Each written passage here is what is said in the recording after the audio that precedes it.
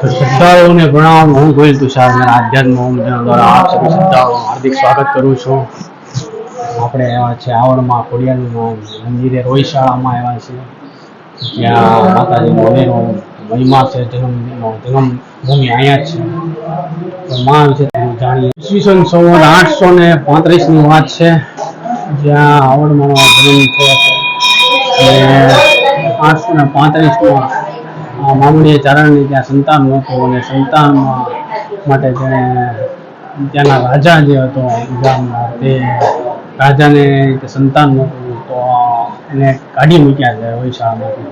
તો એ દુઃખથી અને તે જંગલમાં જાય છે। જંગલમાં ત્યાં ખૂબ તપ કરે છે ભગવાન શિવની આરાધના કરતા કરતા ભગવાન શિવને દર્શન આપે છે અને દર્શન દઈને એને વરદાન આપે છે કે આને સંતાન થશે, દીકરીઓનો જન્મ થશે।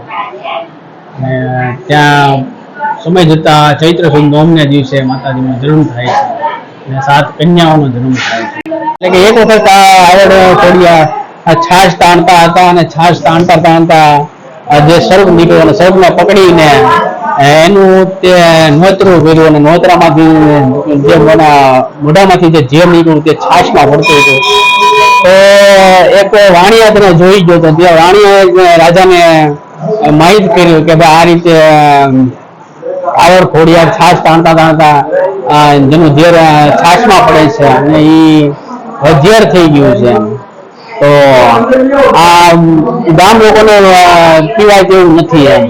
તો જયારે રાજાને ખુદ રાજા આવીને પછી જોવે છે અને એ એના પિતાને છાશ આપે છે આવડમાં, ત્યારે એ એકદમ તાજા માજા તંદુરસ્ત અને સ્ફૂર્તિલા થઈ ગયા. તો આ ચમત્કાર જોઈને રાજા ક્ષમા માંગી છે. અને પછી વલભીપુર શાળના રાજા ઠેકાણે આવ્યા અને રાજાનો ભૂરીઓ પાડો માતાજી સમડી રૂપે ધારણ કરી પાંખ ઉપાડી અને ગંગોત્રી નદીના હાલનો જે પાડલીઓ નદી કિનારેના જે નેસ જે હાલ રોહિશાળા જે કહેવાય છે, ત્યાં પાડાનો બલિદાન વધેરી નાખ્યો અને જ્યાં પાડાનું ચામડું હોય છે ત્યાં પગીઓને જાબડી દેવાય છે, હાડકા હોય છે ત્યાં બાવાના કુઠા હોય છે, લોહી હોય ત્યાં રંગો દેખાય છે. આવો ચમત્કાર જોઈને વલભીપુર સૈન્ય ગભરાઈને ભાગી જાય છે.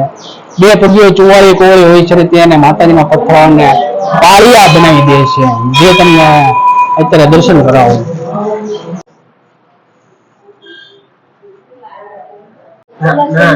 જે પાળિયાના તમે દર્શન કર્યા. હવે એક ગઢવીનો પુત્ર જે માતાજીનો ભાઈ હતો, એ ભેરેજી એવું નામ હતું, તે થોડેક દૂર આવેલ પાંડુ એટલે જે હાલમાં નિંગાળા અને જીંજા વગરની બાજુમાં આવેલ છે, ત્યાં પશુધન ચરાવવા જતા હતા. ત્યાં નાનું તળાવ હતું, ત્યાં જંગલની ઝાડી હતી, તે ઝાડીમાંથી એક કાવતરો સર્પ નીકળ્યો અને કાળકે સંપે દંશ દીધો. દંશ દઈને મૂર્છા પામ્યો ને તે જોઈને આસપાસ ના લોકો રોહિશાળા આવીને ગઢવીને ખબર આપે છે અને તરત સાતે બહેનો પાસે આવીને પહોંચ્યા અને આવડમાં નાની બહેન જાનભાઈને કહે તું પાતાળ લોકમાં જાઓ અને ત્યાં અમૃત કુંભ લઈને આવો ને ભાઈને બચાવો.